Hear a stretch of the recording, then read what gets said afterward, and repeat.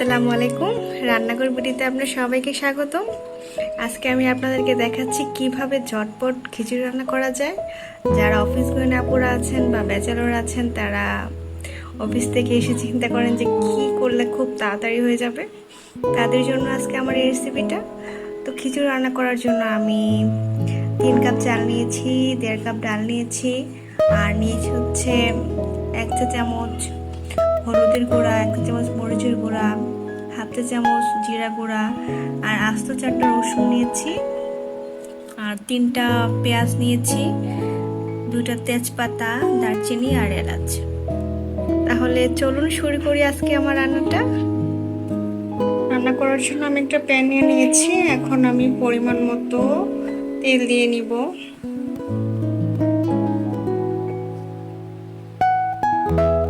তেলটা গরম হয়ে গেছে। এখন আমি কুচি করে রাখা পেঁয়াজগুলো দিয়ে দিচ্ছি। আস্ত রসুনগুলো,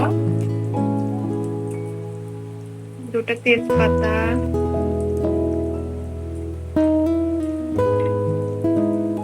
দারচিনি,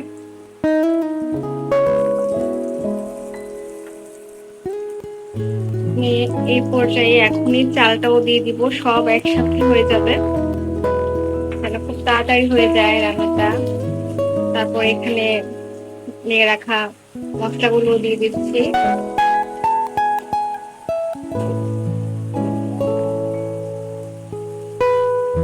এখানে 1 টেবিল চামচ রসুন আর আধা চামচ হচ্ছে আদা বাটা আছে, এটাও আমি দিয়ে দিচ্ছি।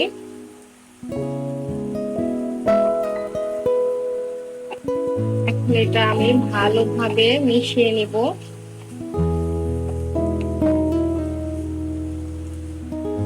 মিশানো হয়ে গেলে আমি গরম পানি দিয়ে দিব পরিমাণ মতো।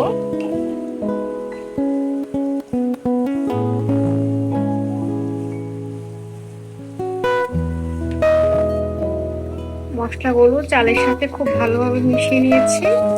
এখন আমি গরম পানিটা দিয়ে দিব। গরম পানিটা দিয়ে দিচ্ছি।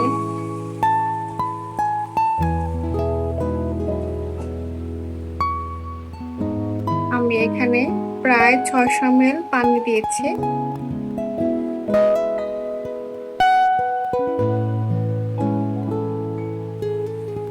চালটা বলক এসে গেছে, এই পর্যায়ে আমি ঢেকে দিব। ঢেকে দিয়ে অল্প আঁচে 10 থেকে 15 মিনিট রাখবো আমি। তো ভিউয়ার্স, আমার খিচুড়িটা 90% কুক হয়ে গেছে। এই পর্যায়ে আমি 4-5টা কাঁচামরিচ দিয়ে দিব, কুচি করা ধনেপাতা দিয়ে দিব, এবং আমার মায়ের হাতের স্পেশাল ঘিটা দিয়ে দিব। এখানে আমি 1 টেবিল চামচ পরিমাণ মতো ঘি দিয়ে দিব। এটা একেবারে হোমমেড, স্বাদটা দ্বিগুণ বাড়িয়ে দেবে ঘিটা। সো ভিউয়ার্স, তৈরি হয়ে গেল আমার খিচুড়ি রান্না। এখন আপনাদেরকে আমি পরিবেশন করে দেখাচ্ছি। ভিউয়ার্স, তৈরি হয়ে গেছে আমার ঝটপট খিচুড়ি রান্না। এটা আপনারা অবশ্যই একদিন বাসায় ট্রাই করবেন। এটা করতে যেরকম সময় অল্প লাগে, তেমনি খেতেও কিন্তু দারুণ মজা হয়। থ্যাংক ইউ সো মাচ আমার ভিডিওটা এতক্ষণ পর্যন্ত দেখার জন্য। আল্লাহ হাফেজ।